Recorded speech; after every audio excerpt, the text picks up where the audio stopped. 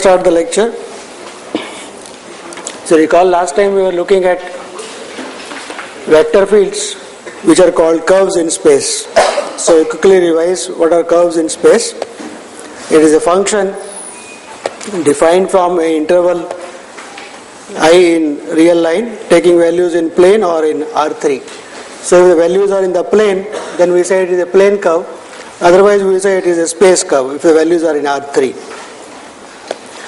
And then we specified that for this endpoint, the value of the function r at this point is called initial point. R of b is called the final point. But the main thing to note is that there is a difference between the image of this function and the function. Right? The image of the function is called the path traced by the curve, and the function itself is called a curve.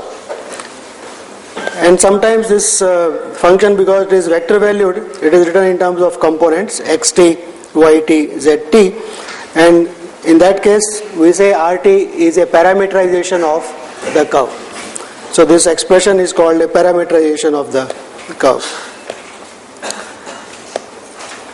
Then we were looking at some examples. We looked at the line joining the point 0, 0, 0 with 1, 1, 1 in the plane, and we saw that we can give a parameterization of it as ti, tj and tk. So xt is equal to t, yt equal to t and zt equal to t. There is another parameterization for the same path, this line joining. So we can give another parameterization which is t square I, t square j and t square k. So essential thing to note is that two different curves can have the same path. That is an important thing to note here. So let us look at another example. We have seen functions of one variable defined on an interval ab, and the graph of that function, right, you can think it as a curve in plane. So if f is a function defined on an interval ab to r, its graph can be given a parameterization rt, where x is going to be inside the interval ab, or you can call it a t inside the interval ab.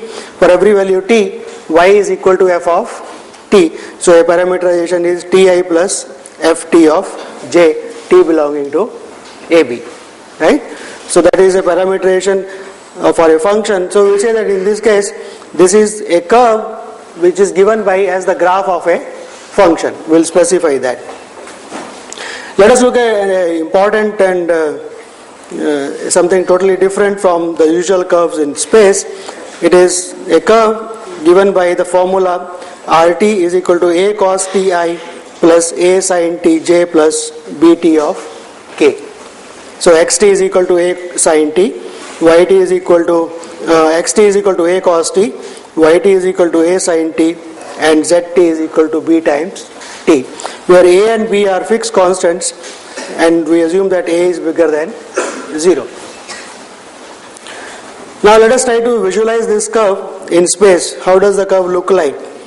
Let us observe that if you fix the z coordinate and look at only the x coordinate and the y coordinate of this, then they satisfy the relation xt is equal to a cos t, yt is equal to a sin t. So that is a point on the circle of radius a. So if you think this curve is a curve in space, then its projection onto the xy plane is a circle always. Right? So its projection onto the xy plane is a circle. So what happens to the z coordinate for any t? If you look, the z coordinate is b times t. Right? So z coordinate for a time t, say if t is positive and b is also positive, it will be at a height b times t. So it will start at 0, right, and go on increasing. So you can imagine now that the curve is always going to be on the circle, right? The projection is always on the circle. Only the z coordinate goes on increasing or decreasing. So now you can visualize this curve is the motion of a particle on a cylinder, right? Because the projection is always a circle on the xy plane. So it moves on the cylinder and winds up or winds down depending on t is positive or negative. It's something like if you have a screw, these are threads of a screw, right? And once, because it is a cos t, b sin t, for t equal to pi, the point will come back to the same position, projection on the xy plane will be same, right? So let us just try to visualize this. So this will be the circle on which it will be moving, and this is the cylinder. So at the point, so this is x, this is y, and this is z. So supposing at t equal to 0, right, z coordinate is 0. So what is x is equal to? That is a cos t, y is equal to a sin t, and z is equal to b of t. So at t equal to 0, it starts at this point, right? Supposing b is positive, so as t increases, time increases, it starts going around this, right? So it goes. So after having completed pi, t equal to pi, right, this point will be at the same point as this, right? Because cos t and sin t are periodic. So projection will be at the same point on the circle. So it goes on like this and winding, and at the below, right, it goes down like that. So that is how it looks like.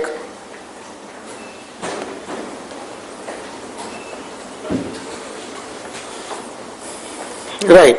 So let us. So that is what I have written here once again, that the projection onto the xy plane is xt square plus yt square equal to a square. So that is on the circle, and as z increases, it goes to the height b of t.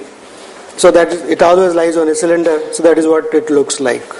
Actually, there is a slight mistake here. This is not it's not starting at origin. Actually, it is at this point. So this point onwards it goes. Okay, and once it has completed t equal to 2 pi, it comes back to the same position it started with, but the height has gone up.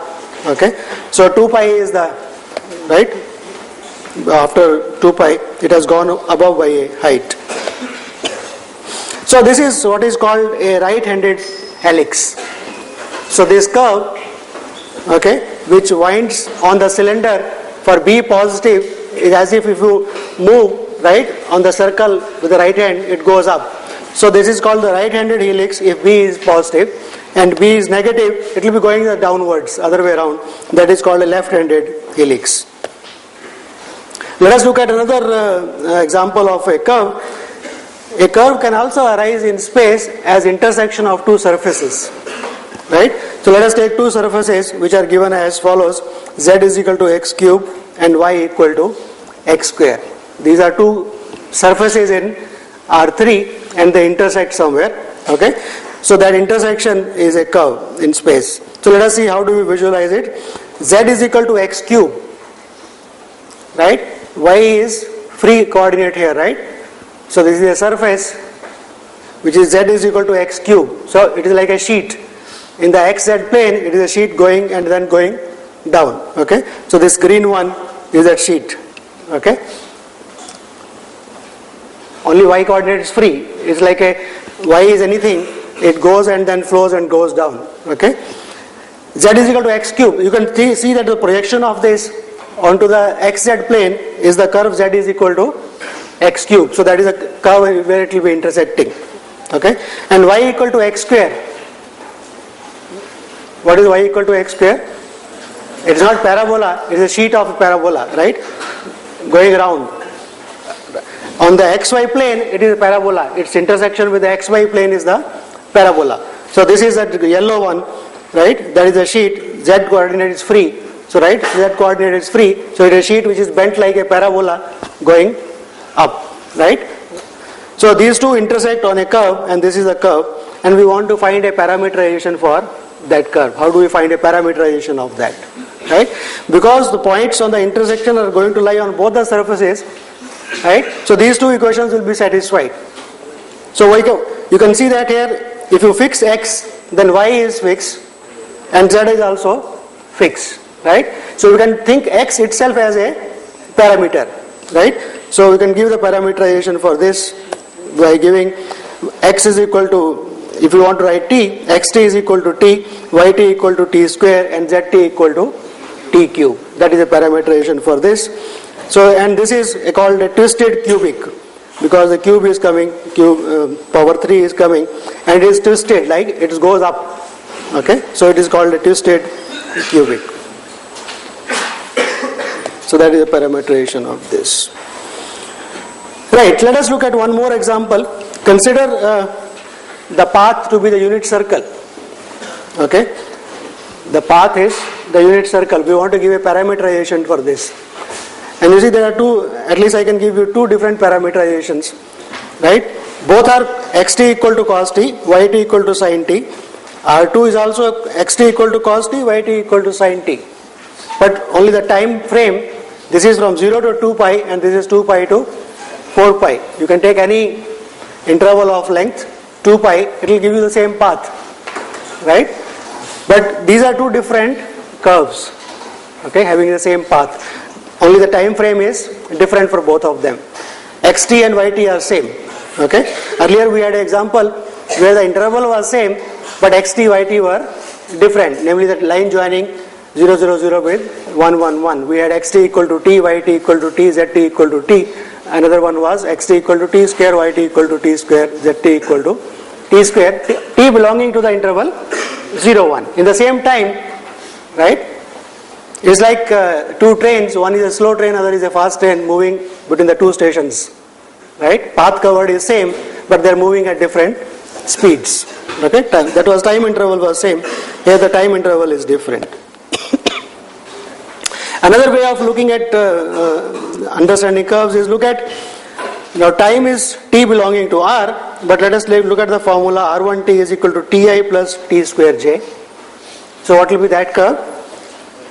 X, y, they are related by y equal to x square. So it is a plane curve, y equal to x square, t belonging to r. So that is our usual parabola, right? But if you make xt equal to t square and yt equal to t4 for t belonging to r, then it is not the full parabola.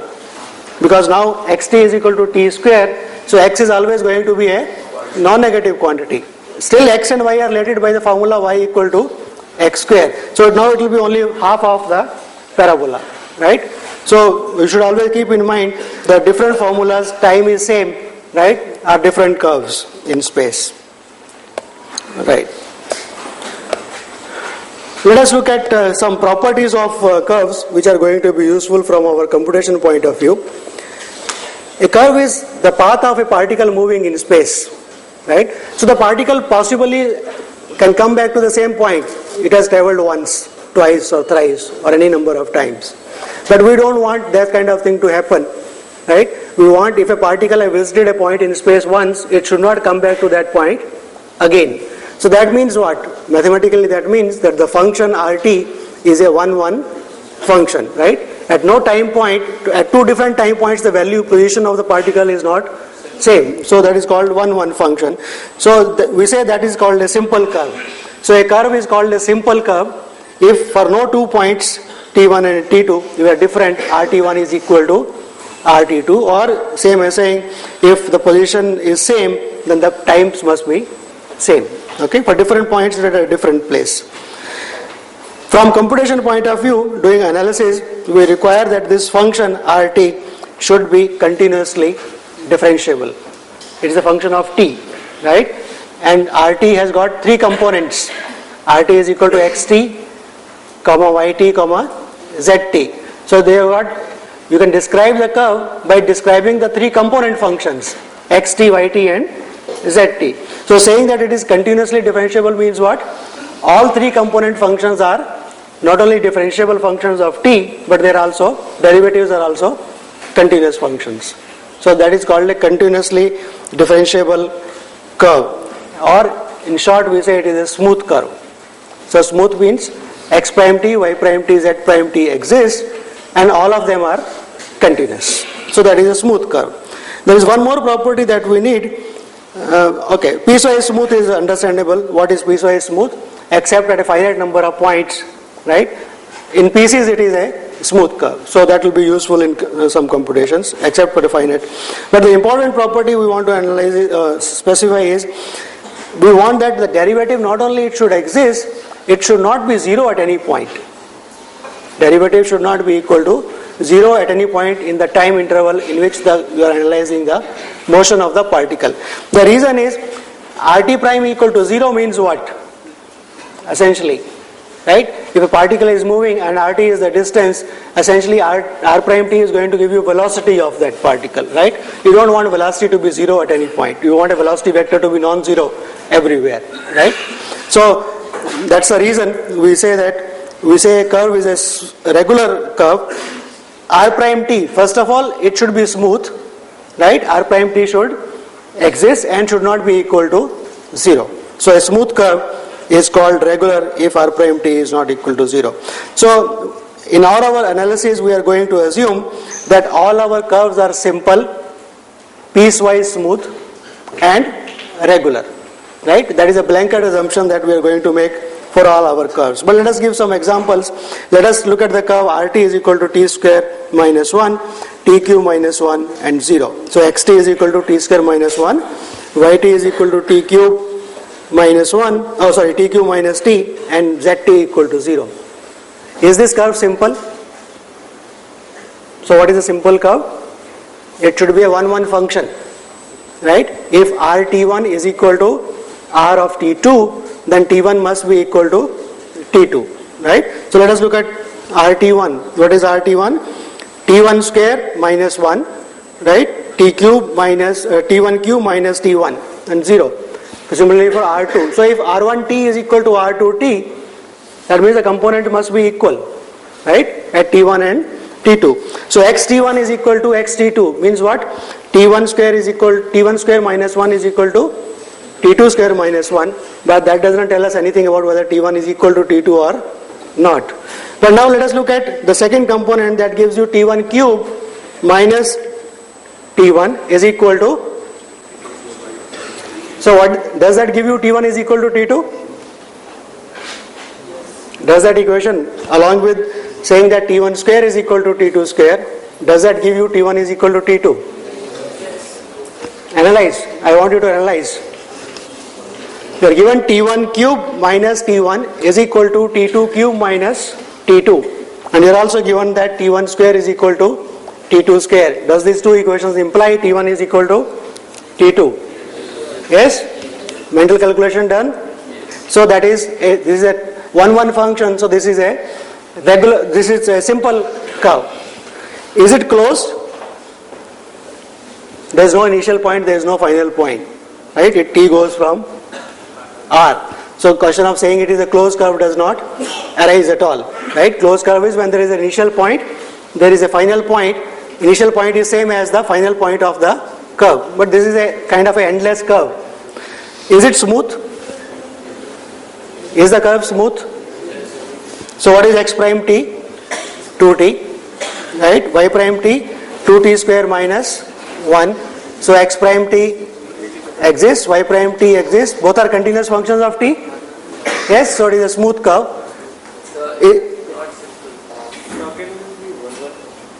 Pardon? Okay, analyze it.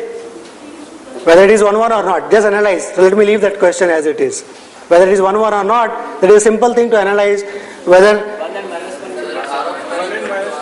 Good. Everybody nodded yes, it is 1-1. So I just wanted to see at 8:30 how many are still sleeping. It is not 1-1. Yes? You have an example? It is not 1-1?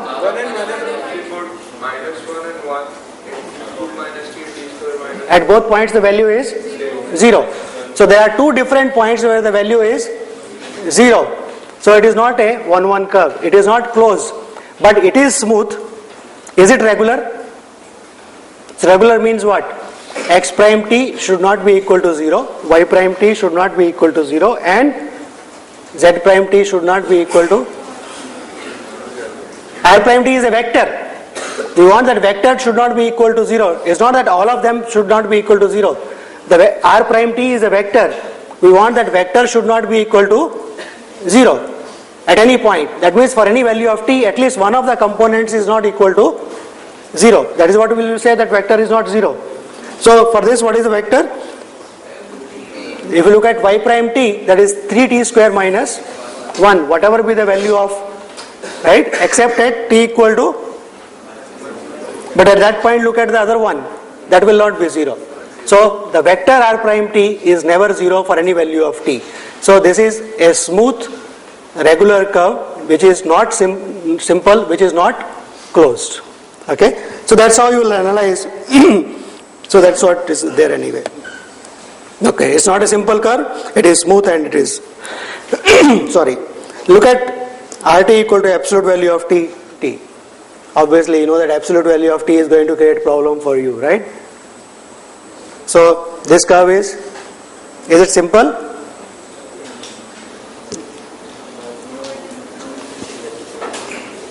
Is it a simple curve?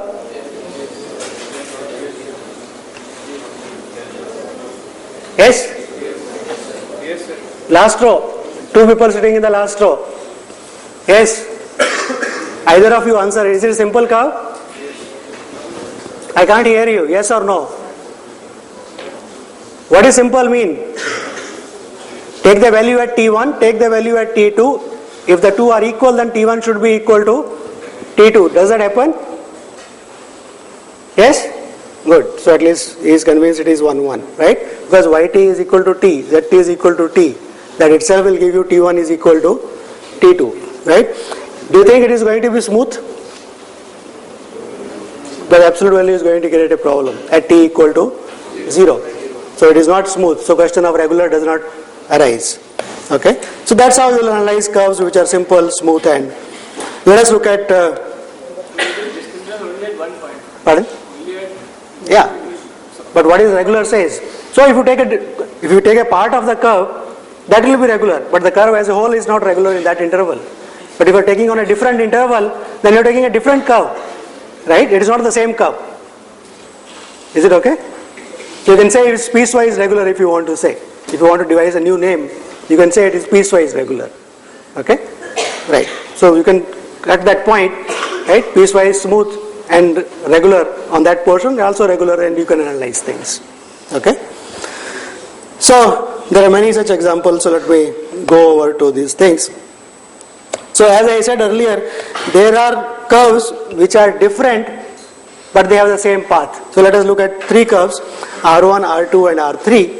R1 is t00, R2 is equal to t00 and R3 is equal to tq plus t00, t belonging to R. Okay, so these are three different curves. Let us look at the first one. What does it represent? T belonging to R, 0, 0. Right? It is x-axis. What about the second one, R2 of t? As t varies over whole of real line, it is again x-axis. And even third one says it is also x-axis.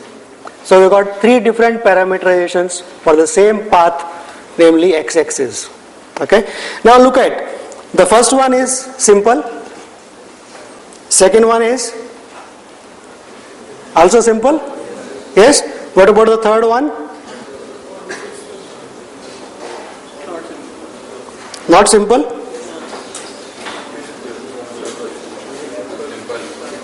Simple? Yes? Simple. It is simple enough to say it is simple, right? Okay. So let us analyze the other properties. Is R1 smooth? Is R2 smooth? R3 smooth? Yes. Is R1 regular? No. R2? What about R3?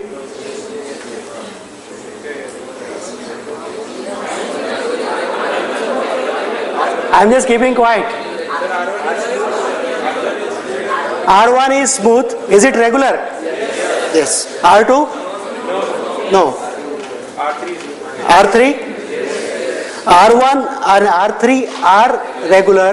R2 is not regular. But all of them represent the same path. All of them represent the same path. So the physical problem comes, supposing I give you physically a path, right? There are many functions which will represent that path. There are many curves for which that is the path. So which one I should choose for my analysis? Right? And if I take two different ones, will I get different properties of that path or not? How one should choose such things? Right? So to analyze that problem, let us look at a definition which says, so I have just written that properties which is some simple, smooth and such things. So all three but different properties. Okay. So The definition says, suppose R1 is one curve defined on an interval j, and R2 is another curve defined on a interval I, which is here is written as CD, here is written as AB. We will say that R1 and R2 are equivalent. These two curves are equivalent. They have the same path anyway. They will say they are equivalent. Essentially the idea is, you are observing here the motion of a particle. Somebody else in in some other country is observing the motion of the same particle, right? Say a satellite. For the particle is same, the properties of the particle are the same. Only the time difference is there between you and that country probably. You are observing on a time interval A to B, and that person may be observing on a time interval C to D. But whatever your informations are there about the two countries, you should be able to exchange information. If you say that at time 11 o'clock, this was the position, correspondingly you should be able to translate the time there and say, yes, that was the position. So there is a possibility of communication between the two time frames, right? Then we say these two curves are going to be equivalent. So, and what should communication mean? There is a map between the interval AB to the interval CD, that is the time, right? And it should be that whatever data you give here, you are able to transmit it to, so there is a function from AB to CD, and whatever data is there, you are able to get back also. So you have got a function phi from AB to CD, which is 1, 1, which is on to, right? And you want to preserve all the differentiability properties of the curve. So we say that this function is not only 1, 1 and on to between the two intervals, time intervals AB and CD, it is a 1, 1 on to function which is derivative exists, and the inverse function also has a derivative which is continuous. So understanding this communication between the two time frames is a smooth communication, namely this function phi between the interval AB to CD is a 1, 1 on to function which is continuously differentiable, and the inverse function is also continuously differentiable. Essentially the idea is that if you compose phi with that one curve, you will get the other curve, right? You can transfer the data from one place to other. So let us write that. So there is a function phi from, we forget the endpoints because differentiability is best analyzed on open intervals. There is a function phi from AB to CD, which is a 1, 1 onto map such that phi and its inverse, phi inverse, are both continuously differentiable, right? And not only continuously differentiable, but you are able to transfer the data. That means what? That you compose, you will get the other one. So R2 is equal to R1 composite with phi, right? Whatever data you have about phi, about R1, you change the time frame, you get the data about R2, right? In the picture, it will look like following. This is AB, this is CD, and this is the map phi, okay?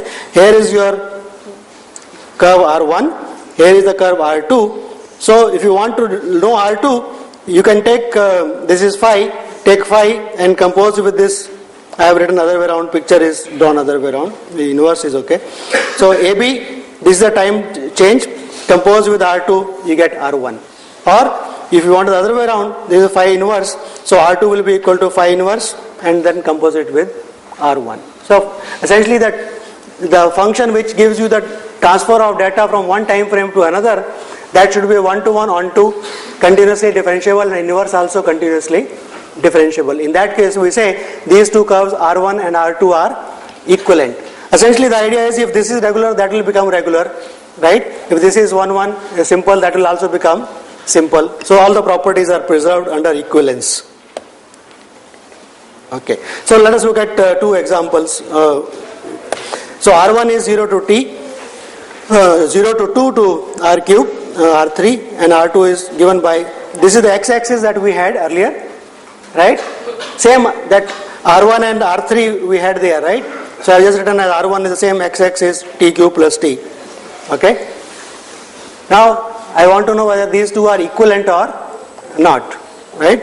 So obviously you can define a map, t goes to, only x coordinate you have to change, right? So define a map phi, t goes to t plus t cube. If you define that map phi, okay, t plus t cube, then is this map 1, 1?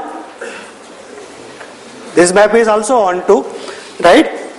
And it is continuous, differentiable, derivative is continuous, inverse also has the same property, So phi prime is equal to 1 plus t square, that is never equal to 0. And you see the composite R2 is equal to R1 composite, right? R1 is equal to t. So if you compose t with phi, you will get t cube plus t, the first component. So that says that these two are equivalent, right? That's why when analyzing the properties, we got that R1 and R3 had the same properties, right? The properties were preserved. So that is called equivalence of curves. So when given a path, we choose a parameterization and then we'll get the result that under any equivalent choice of parameterization, the properties of the curve will not change. Okay? So for analysis of curves, it is very important to choose a parameterization properly. Okay, now let us write some more properties. If R is differentiable, then what does R prime at a point t naught? Right? You can, that is the derivative of that function. You can think this is a velocity vector for that curve. Physically, you can think of velocity. Geometrically, if you want to look at as a path at that point, derivative will give you the tangent vector at that point. Right? If t going to RT is a curve, if you look at the geometric picture of it, namely the path, then at a point, if you look at the derivative vector, right, R prime of t, that gives you the tangent vector.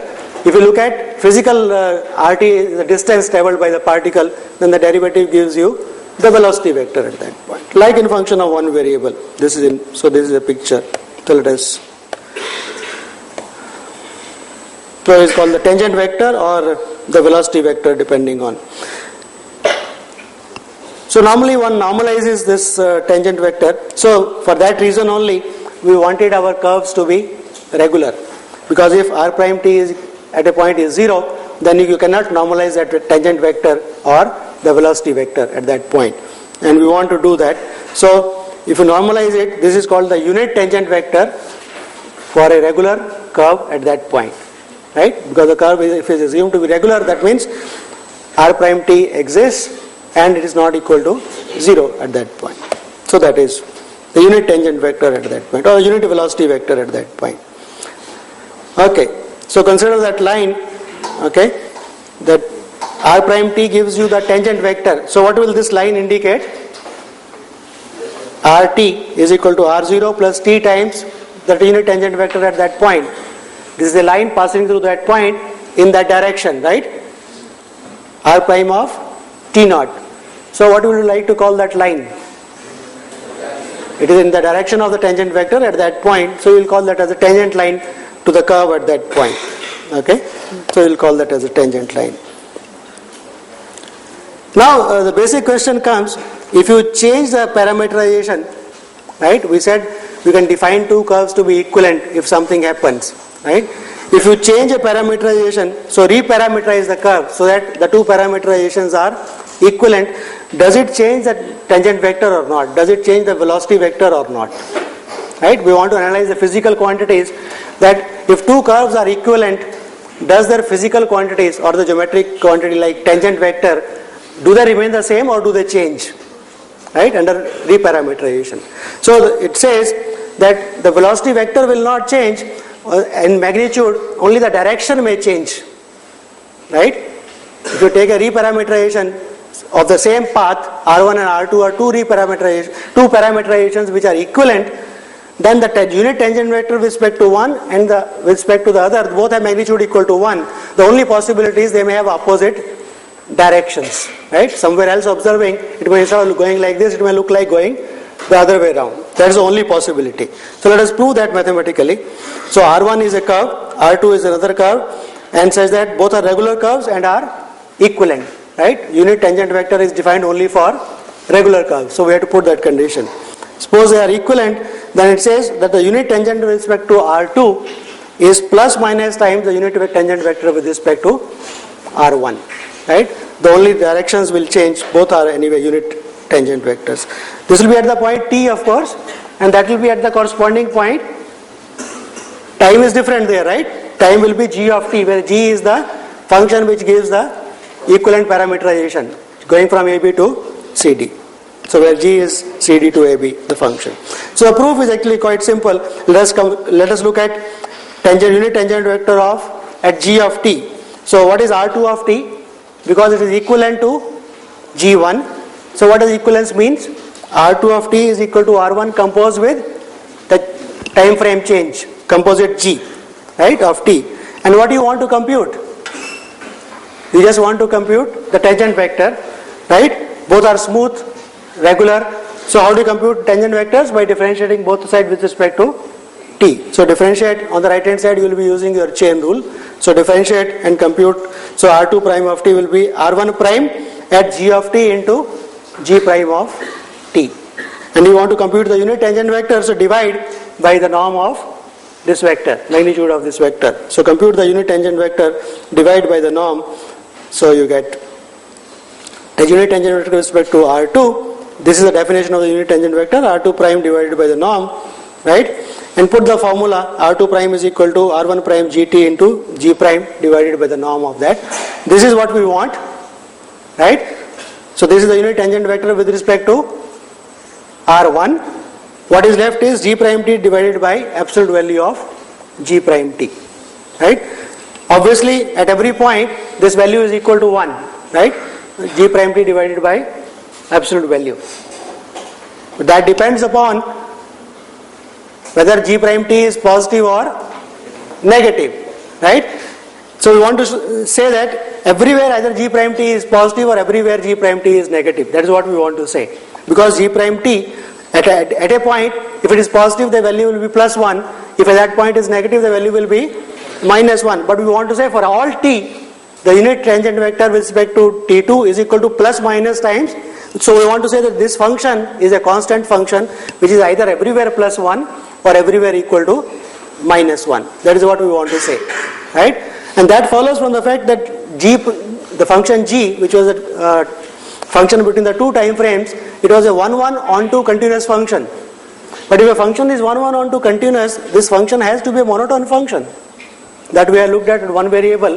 If you have 1-to-1 onto function, right, that function has to be monotone. Because if you start, right, if you start going up, then you cannot come down. Because as soon as you come down, at two different points, the value will be same. So it will not remain 1-1. So if you start going up, you have to keep going up. Or if you start going down from the starting point, then you have to keep going down for a continuous function.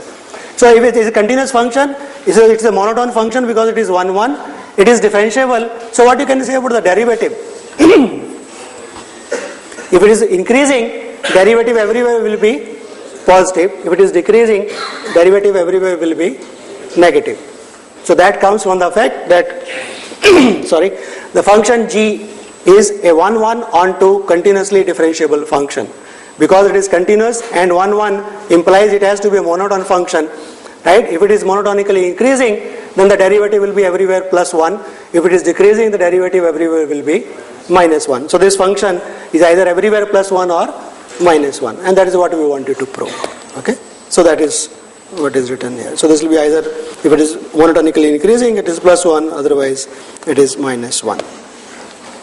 So let us look at the simple examples of computation of tangent and velocity vectors. This is the helix with a equal to 1, b equal to 1. So it is cos ti plus sin tj plus t of k. So we want to compute at the point pi, the value is this, r prime t is equal to minus sin t plus cos t and k. So that is r prime of t. You can compute the unit tangent vector if you like. Right, r prime at pi is equal to minus j plus k, putting the value t equal to pi in this, and then you can write the tangent line, okay, plus t times the r prime at that point, okay. So that is writing the equation of the tangent line. So computations are not difficult, only you have to compute what is r prime and the value of the r prime at that point where you want the tangent line. This is interesting. See, in the plane, if you take the circle, right, the unit circle or any circle, at any point on this curve, if you take a tangent vector, then it is always perpendicular to the position vector, right? Geometrically it is quite clear. Origin at the center, if you take the position vector, that is always perpendicular to the tangent vector at every point. The same property is true for curves on sphere. Instead of a curve in the plane, now let me take a curve on sphere in R3, right? So it is no more a circle, it is any curve on the sphere, lying on the sphere. From the center, look at the position vector at any point on the curve, on that curve. Look at the tangent vector. Still you feel this should be perpendicular to the tangent vector to the curve, right? Let us prove that mathematically, that geometric fact we want to prove, okay? So what we want to prove? We want to take a curve on the sphere, and for any point on that curve, I want to compute the tangent vector and see whether it is perpendicular to the position vector or not. So let us take, so this is a sphere, okay, and I have taken a curve here, okay, and so let us say the radius is something like k. RT is a curve on a sphere of radius k, okay. Then what is the property of the sphere that we are going to use? What is the data given to us to analyze the problem? That point RT, that vector, is always on the sphere. So its norm is going to be constant, right? Wherever be the point T on the curve, R of T norm is going to be equal to the radius of the sphere. That is the only thing known to me. So let us try to exploit that. So I am given that R prime of T is equal to K for all T. Let us write this R prime T norm equal to K to be equal to, okay, R dot, right, the norm is equal to a constant, right, dot product, norm square is equal to constant. So R dot R is equal to K square. Is it okay? Same thing written. This thing is written differently. The dot product of the vector with itself, that is a magnitude square, is a constant. Now this is a function of T, which is constant. So what should be derivative? Differentiate both sides with respect to T. So what is the derivative of the left hand side? Dot product. The derivative, one variable essentially coming into picture, because components are xt, yt, zt. So what will be the derivative of the dot product? The product rule applies. So it will be R prime T into R of dot product, into means dot product, plus same thing again. So it is 2 times RT into R prime T equal to 0. Now what does that say? R prime T is a tangent, RT is a position, so the position is always perpendicular to the tangent. So simple application of differentiation. So the geometric fact is proved analytically. Okay? So it's perpendicular to. Now let us come to the, if you recall that for curves in plane, as an application of integration, we had defined what is called arc length of a curve in plane. Right? If you are given a curve RT equal to xt comma yt, then we said xt yt is a parametric representation of the curve, right? Then we defined the arc length going from a point A to B to be equal to x prime t square plus y prime t square square root dt. Now if it is a space curve, one more variable enters into the picture, that's all. So let us define for a space curve RT, t going from A to B, the length of this curve is defined as dx by, oh god, yes, it should be, this r should be t. So treat this r for the time being as t, okay. So dx by dt plus sec square plus dy by dt square plus dz by dt square square root, right? It was only extension of the 2 variable formula for the 3 variable. So we'll take it. And what is this thing? You can write it again as dr by dt, right? This is the tangent vector, norm of the tangent vector. So we write the length is equal to integral a to b norm dr by dt dt. Okay, no problem? Okay. So simple examples for the helix, if you want to compute this. So you compute the tangent vector, compute its norm and compute that integral. That will give you the arc length. So r prime t, when you differentiate, you get this. So it's absolute value, cos square t, sin square t, that add up, right, to give you a square. This gives you b square. So r prime t is equal to square root a square b square. So when you want to compute the arc length of the helix from t equal from u equal to 0 to t,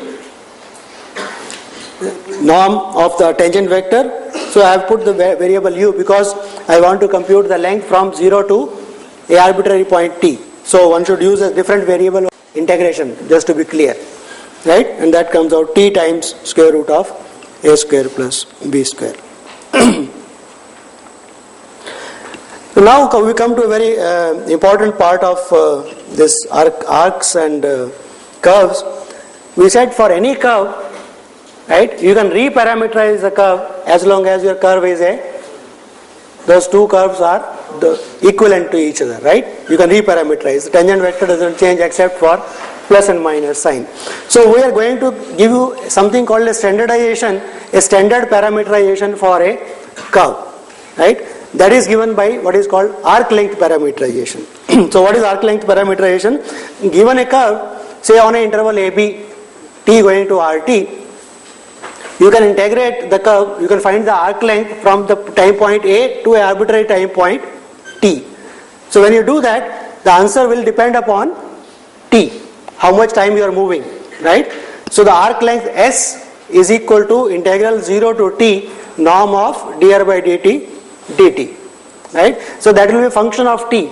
So this gives you a relation between the arc length at any time point t and the arc length. So original parameter is t, arc length computed is s. So that gives you a relation between the variable s and t. So you can change from this equation, you can compute t in terms of the arc length s and put back the value in the parameterization, and you will get a parameterization of the curve in terms of the arc length, right? One wants to know whether this is a equivalent parameterization or not, and we will show that because it is a regular curve, what is dr by dt norm? That is never going to be equal to 0, and you are integrating 0 to t, right? So when you integrate from 0 to t and say 0 to t1 and 0 to t2, you will get different answers. So the s as a function of t is going to be a 1-1 function, and from that relation you can compute s in terms of t or t in terms of s. So that gives you a change, right? Time frame change. Instead of the variable t time, you can compute it in terms of s, and s varies from the total length of the curve, 0 to whatever is the total length interval, right? So let me write that so that it becomes more clear. RT is a curve, t in the interval AB. So let us call this curve as a smooth regular curve. So let us compute. I have made a mistake which you should not be doing, which I should not be doing. It should be r prime of u du. One should write that, right? This is very ambiguous because same variable being integrated and same being put. So you should write it as u and u. Whenever you are integrating, same variable should not be appearing here. So let us denote s of t to be the arc length from A to the time point t, where t belongs to the interval AB, right? So treat this as a function, s is equal to s of t, right? This is a function of t, call it as a new variable s, okay? So in what interval the s varies? What is the range for s? When t is equal to a, it starts at 0. When t is equal to b, that is the full length of the curve. So it goes from 0 to L. L is the total length of the curve. Okay, total length of the curve. Okay. So you get a function for t belonging to AB, s belonging to 0 to L. So you get a function between the interval 0 to L to A to B. And this function is a 1-1 onto function. Why it is 1-1 onto? Precisely because your curve is taken to be a regular curve, right? This is never 0. So as you change, the value is going to change. If t1 and t2, right, the values are going to be different. So you can compute one in terms of the other. So L is the total length, so that gives you, right, because the curve is regular, this is never 0. So you can compute S in terms of t and give a parameterization for the curve in terms of the variable S. How do you get that parameterization? In the original parameterization t, replace t by t in terms of the new variable S, right? That gives you what is called arc length parameterization. The advantage of this arc length parameterization is time interval always moves from 0 to total length of that curve. There are other advantages. We will see what are the other advantages of this. This is also what is called a unit speed parameterization. Why it is called unit speed, I will just now explain. See, for example, the idea is why it is called unit speed parameterization. Look at, if S is a parameter, what is ds by dt?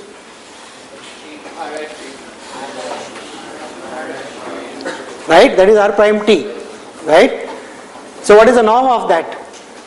What is, right, if you want to compute dr by ds, right, if S is the arc length parameterization for a curve r, S going to rs, right, you want to compute at any point S, what is the tangent vector? Dr by ds. So what will be dr by ds? Dr by ds will be equal to dr by dt into, so that you have just now computed from here. What is the magnitude of that? Can you do mentally? Yes? 1? Sure? Not able to. I want to compute dr by ds. Okay? Probably let me, if I can do it. I want to compute s going to rs. Okay? I want to compute dr by ds. So what is that equal to? Chain rule you apply. So dr by dt into ds by dt. Good. dt by ds. So I want to compute norm of this. And what is that equal to? Just now we said ds by dt is equal to norm of r prime t. So this is equal to 1. So if you take arc length parameterization S, then at what speed the particle is moving? Is moving at unit speed. At every point its speed is the vector 1, magnitude is equal to 1. Right? Tangent vector is at every point, the tangent vector itself is the unit tangent vector. So that is the advantage of this unit speed or arc length parameterization. Let us do just one example or two to quickly. Let us take the circle, unit circle or circle with radius a. Rt is equal to a cos ti plus a sin t, jt between 0 to 2 pi. I want to find what is the arc length parameterization for the circle. So what I will compute? I will compute the arc length from 0 to arbitrary point t belonging to 0 to 2 pi. So let us compute that. So r prime t is equal to this. So norm is equal to, right? Norm of that is equal to a for every t belonging to this. So when you compute s is equal to s of t integral 0 to t, I think I have made the mistake everywhere. So it's r prime u du once again.